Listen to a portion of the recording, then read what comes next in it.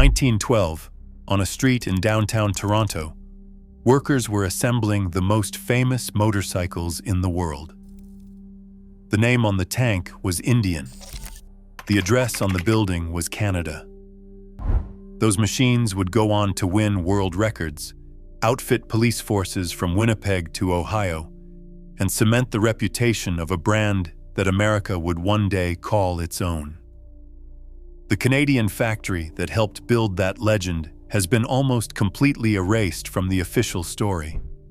No plaques on Mercer Street, no exhibits in Springfield, no chapter in the Centennial Histories, just a stamp. One stamp, issued by Canada Post in 2013, quietly acknowledging what actually happened before the mythology took over. This is the story of a Canadian factory, a Canadian racer, and an American icon that needed both, and remembered only one. In 1901, in a machine shop in Springfield, Massachusetts, two men decided to attach a small gasoline engine to a bicycle frame and see what happened. George Hendee was a bicycle racer turned manufacturer, a man who understood speed and knew how to sell it. Oscar Hedstrom was an engineer, precise and methodical, who had spent years building motorized pacing bicycles for velodrome racing. Together they founded the Hendee Manufacturing Company. Together they built something that would outlast both of them. The early machines were crude by any modern standard. Single-cylinder engines, leather belts, no suspension worth the name. But they ran. And in a world still moving at the pace of a horse, they ran fast. In 1903, Hedstrom himself climbed onto one of his own motorcycles and rode from New York City to Springfield and back, winning an endurance race and hitting a recorded speed of 56 miles per hour. The newspapers called it a marvel. Competitors called it a warning. The company grew quickly. Each year the engines got bigger, the frames stronger, the production numbers higher. By the end of the first decade, Hendee Manufacturing had outgrown its original workshop and expanded into a modern factory of enormous size, its tall industrial windows flooding the floor with natural light, its workers machining parts and bolting up sub-assemblies in a system that could barely keep pace with demand. By the early 1910s, the Hendee Manufacturing Company was the largest motorcycle manufacturer in the world. That wasn't a marketing claim. It was a production reality. Thousands of machines rolling out of Springfield every year, finding their way onto roads across the United States and beyond. The Indian name, not yet the official company name but already the brand everyone used, had become shorthand for a particular kind of machine. Fast, durable, built for the kind of roads that punished anything less. The racing results confirmed it. In 1911, Indian's factory team traveled to the Isle of Man for the Tourist Trophy, the most prestigious motorcycle race in the world. They took first, second, and third place. Not a close contest, a demonstration. Back in North America, demand was pushing against the limits of what Springfield could supply. The American market was growing, but so was Canada. Roads were being built, cities were expanding. A continent was learning to move at speed, and it needed machines to match. Canada was not a secondary market. It was a fast-growing one, with its own police forces looking for reliable patrol bikes, its own sporting culture hungry for racing, its own industrial cities ready to spend on something new. Shipping finished machines north was one option. Building them there was another. Hendee Manufacturing chose to build. In 1912, the company opened an assembly plant on Mercer Street in Toronto. It was a practical decision, driven by market logic. What happened next was something else entirely. Mercer Street in 1912 was not a quiet address. Toronto was a city in motion. Factories were going up along the lakefront. Streetcars were pushing further into new neighborhoods. And on weekends, the streets and fairgrounds filled with the noise of early motorsport. Dirt track racing at the Canadian National Exhibition. Hill climbs up the ravines of Rosedale Valley.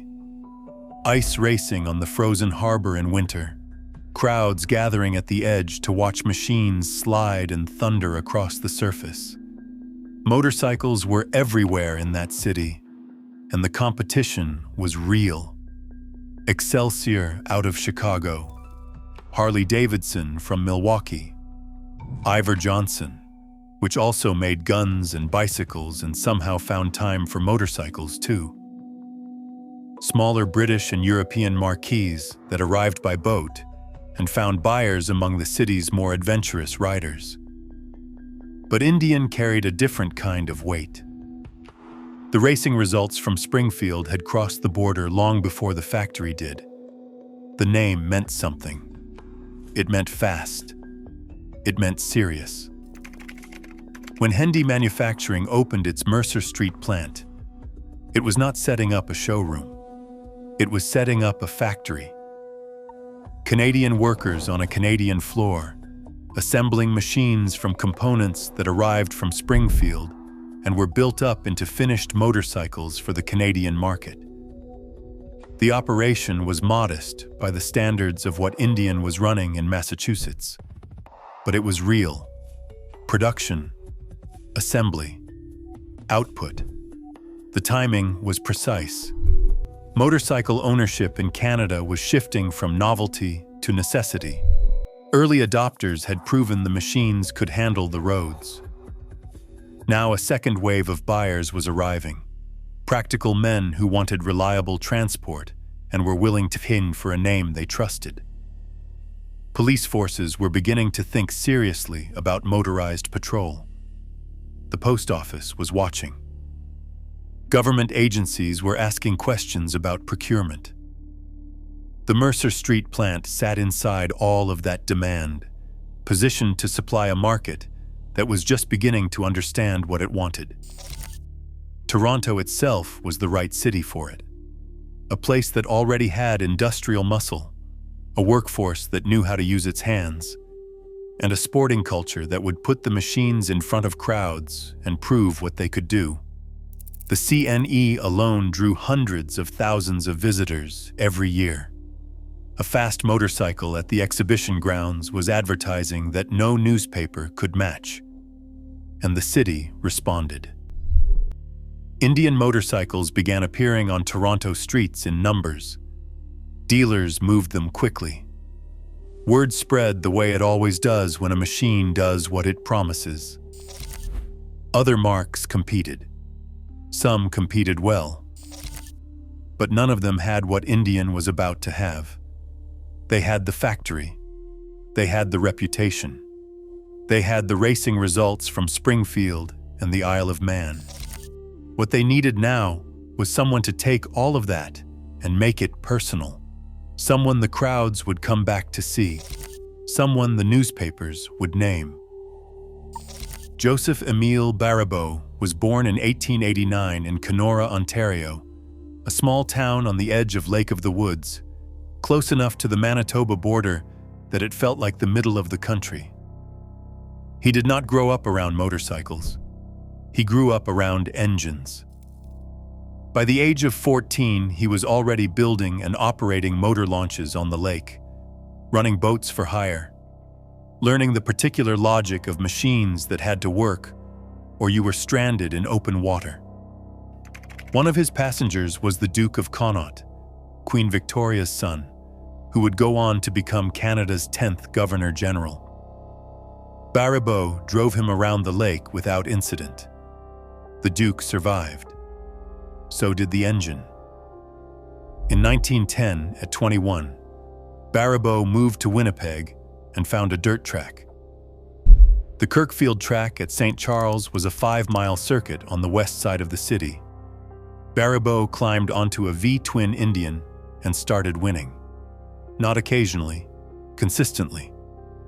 Races that the Winnipeg Free Press described with words like wonderful and splendid, lap times faster than the cars sharing the same program.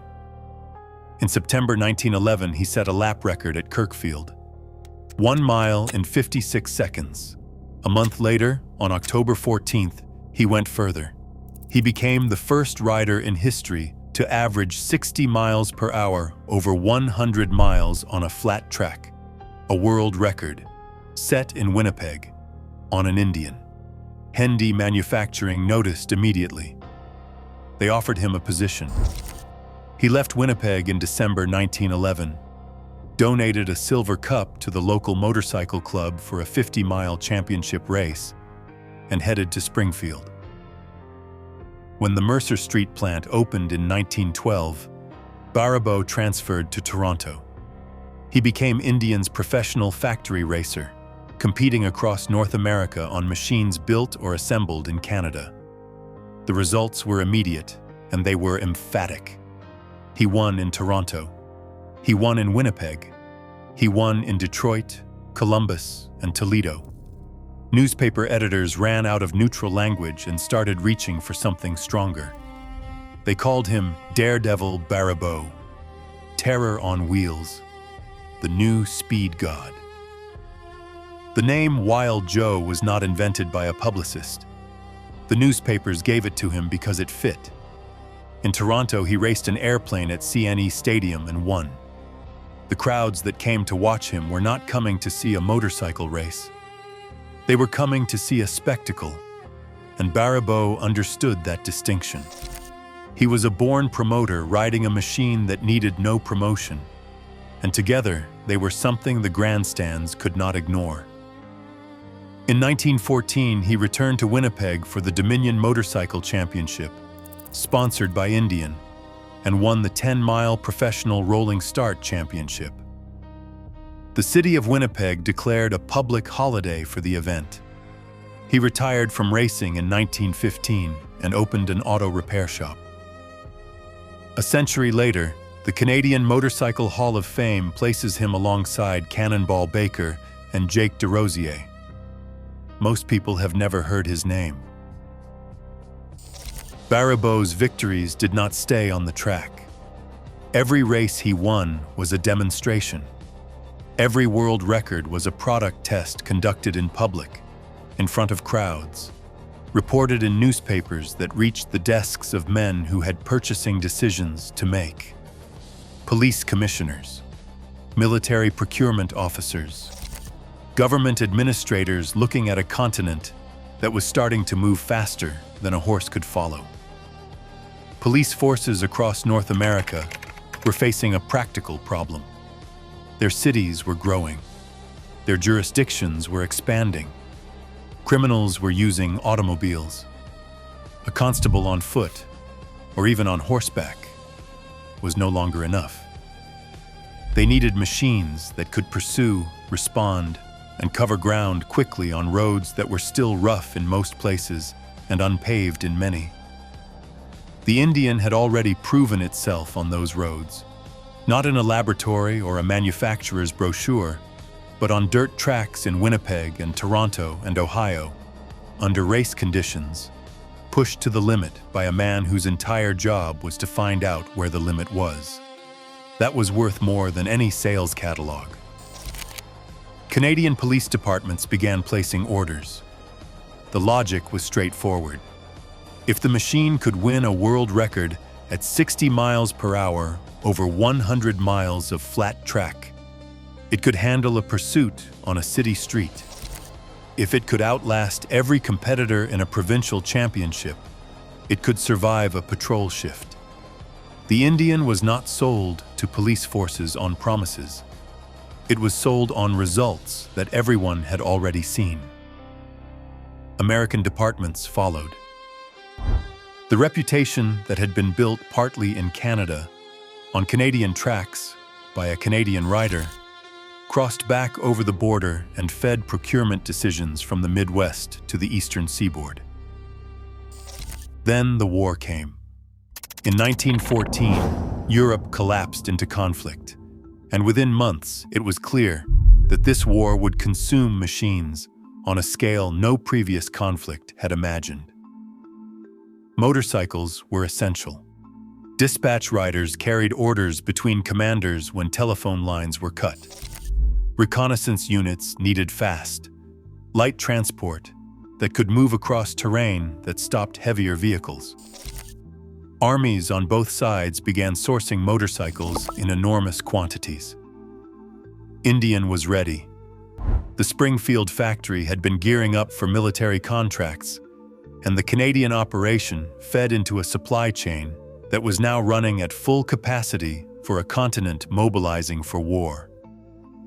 The Mercer Street plant's output was modest relative to Springfield, but it was part of a larger machine pointed in the same direction. Baribeau himself left Toronto in 1914 when the war started, returning to Winnipeg before his final championship race that year. The Indians' military chapter would deepen further in the next war, when the company supplied tens of thousands of machines to the American Army alone. But the foundation of that reputation, the proof that the machine was tough enough and fast enough for the hardest jobs, had been laid years earlier. Some of it on a dirt track in Winnipeg, some of it on Mercer Street. The Toronto plant closed quietly. No announcement made the national papers. No ceremony marked the end of production on Mercer Street. The economics of consolidation after the First World War made branch assembly operations harder to justify, and the Indian operation in Toronto wound down the way small industrial chapters often do. Not with a dramatic closure, but with a gradual silence, until one day the floor was empty and the name had moved on. Baribeau retired from racing in 1915 and opened his repair shop in Winnipeg. He lived until 1963. For most of those decades, outside of the small world of Canadian motorcycle sport, his name meant nothing to the general public. No Hall of Fame during his lifetime. No commemorative plaques on Mercer Street. No chapter in any official Indian history. The brand's mythology was being built elsewhere and in a different direction entirely. Indian became synonymous with a particular idea of America. Open roads, frontier spirit, the kind of freedom that needed a V-twin engine and a long straight highway to express itself properly. That mythology was useful and it was powerful, and it left no room for a factory on a Toronto side street or a racer from Kenora who set his world record in Winnipeg. Springfield was the story. Everything else was a detail. In 1953, the original Indian Motorcycle Manufacturing Company went bankrupt. The brand spent decades in a kind of limbo, passing through a series of owners who tried to revive it with varying degrees of seriousness and success. In 2011, Polaris Industries acquired the name and began building motorcycles again in Minnesota. The centennial histories were written. The heritage marketing was produced. Springfield was celebrated. The Toronto chapter was not mentioned. In 2010, a full century after his racing career began, Baribeau was inducted into the Canadian Motorcycle Hall of Fame. The citation placed him alongside Cannonball Baker and Jake DeRosier, riders whose names appear in every serious account of early motorcycle racing. Baribeau's does not, outside of Canada, and barely inside it. In 2013, Canada Post issued a stamp featuring the 1914 Indian. The press release named the Mercer Street plant. It named Baribeau. It acknowledged in the careful language of a government announcement that this part of the story existed. The moment passed without much notice. The pattern is not unique to Indian. It runs through Canadian industrial history like a seam. Massey Ferguson, Nortel, Oshawa. Canadian contributions absorbed into larger narratives, the local chapter compressed into a footnote. The footnote eventually dropped. It is not always deliberate. Sometimes it is simply the way mythology works. It simplifies. It consolidates. It finds the story that travels best and discards the complications. The complication here is a factory on Mercer Street and a racer from Kenora who was, by any honest measure, one of the fastest men on two wheels in the world. That happened in Canada. It counted. Somewhere in a Canadian collection, there is a 1914 Indian that was assembled in Toronto by Canadian hands, raced by a rider from Kenora, and sold to a police force that needed the fastest machine available. It carries an American name. It has an American legend built around it. It was built here. Erasure does not change what happened. It only changes who gets to tell the story and how long it takes for the rest of us to find it again. The factory is gone. The racer is forgotten by most. The record still stands.